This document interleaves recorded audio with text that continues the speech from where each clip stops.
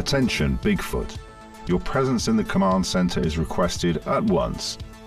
I repeat, attention, Bigfoot. Heard you the first time, toaster face. BC-14 is the writer and director of tonight's movie, Bigfoot vs. Megalodon. He also made Bigfoot vs. the Illuminati. I mean, how can you forget such an awful movie? It sticks with you like a bad cold. However, I'm happy to see that BC's family's growing. The movie has Jennifer 14 and Robert 4th.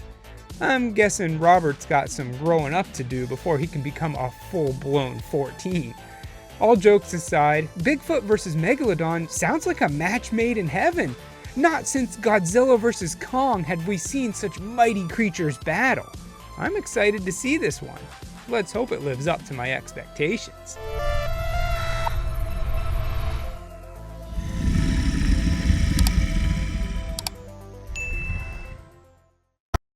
It opens up with a recap of the previous movie, how Princess Callie Divine led a rebel alliance against the evil reptilian Illuminati army, the Archons, led by Rothschild, who was killed in the end when the rebels won.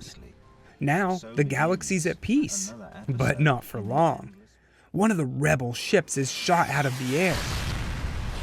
Princess Callie assumes it's the Archons, ready to wage war again. But don't be so sure. There are other bad guys out there, like the Megalodon. This guy was born on Earth thousands of years ago, experimented on by the Nazis, and turned into this street shark-looking thing.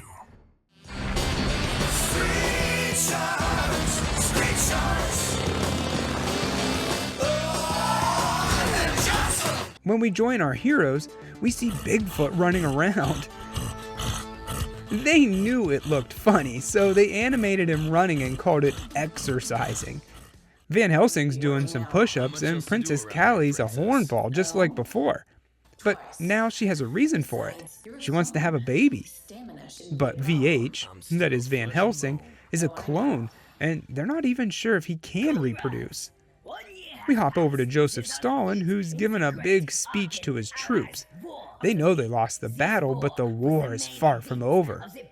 Their new plan is to recruit the Megalodon for his special DNA, which is needed to make a bioweapon, which will de-evolve humans back to reptiles. That doesn't make any sense. No? Oh, okay, good, not just me. Back with the Allies, there's a lot of talking. VH and Callie aren't getting along, arguing about having kids. Bigfoot's, I don't know, there. He doesn't really do that much. VH talks to the sun god Ra about his problems with the Archons, and he warns him to expect the unexpected. The prime suspect is a good man gone bad. Betrayer of women and men alike, corrupter of innocence, dark angel and self-proclaimed Antichrist, the mountaineer. And so on and so on. We get it. Aleister Crowley. I'm Aleister Crowley, you insufferable drone. Yes, he's back as the second in command for the Archons. He's out there looking for Meg, who hijacked one of their ships. The shark comes on the comms and explains why he's so ticked off. How thousands of years ago, humans experimented on him in the Nazi program. And then it was humans that destroyed his ocean, making it inhabitable. Basically, the guy's got a beef with humans. He wants them all dead, and he's the one who shot the rebel ship down in the beginning. They fight a bit, but really it's just one shark against a whole fleet of ships, and they quickly surround and lock the Meg up. Our three heroes have a chat with him, confirming what he said before, how he wants him dead and will stop at nothing to complete his mission. But Princess Callie wants the same thing. She's human too. She lost Earth just like the rest of us. It all just makes no sense. They move over a couple cells and talk to the Exterminator. Remember him? Well, not much happens. I think this part's only here so we don't forget that the Exterminator exists. Back on board, Callie has an appointment with the ship's doctor, Dr. Jekyll, who's got some bad news. VH isn't fertile. he can't have kids. It's not because he's a clone, it's just because. But how did they figure this out? Well, don't ask questions you don't want to know the answers to.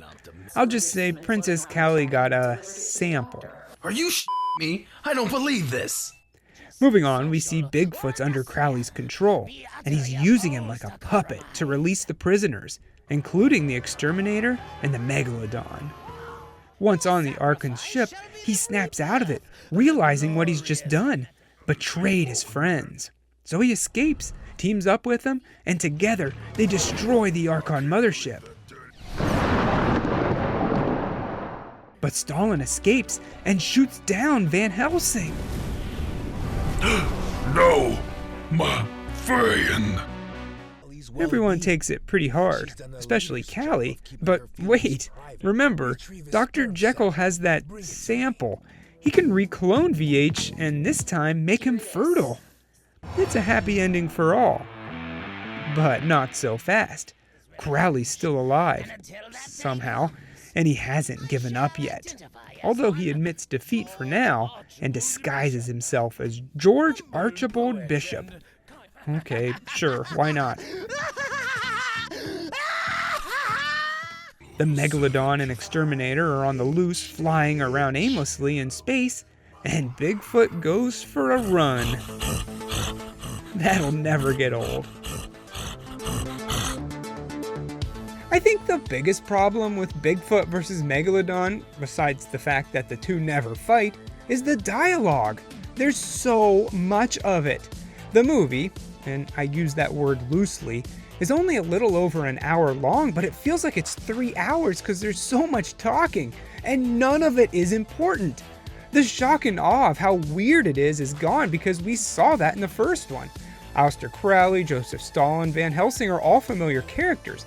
The Meg is the only new thing in this movie, and he didn't really do that much. He just shot down a couple of ships, got caught, blamed the humans for the destruction of the planet, and then he escaped. Honestly, it's hard to summarize the plot because who cares? Princess Callie wants a baby, the Archons are still the bad guys, and Bigfoot doesn't do anything. The only reason someone would watch this pile of poop is because of the name. Or maybe the box art. It does look kind of cool. It looks like you're sitting down to watch a silly B movie, but this is a Z movie, the bottom of the barrel, and I'm sure people expecting to see Bigfoot versus Megalodon fight turned it off as soon as they saw it happened in space, which is the first 10 seconds. Yes, there are more BC-14 Bigfoot movies, and yes, I'll watch them. But for now, I need a break. I give Bigfoot vs. Megalodon half a street shark out of 4.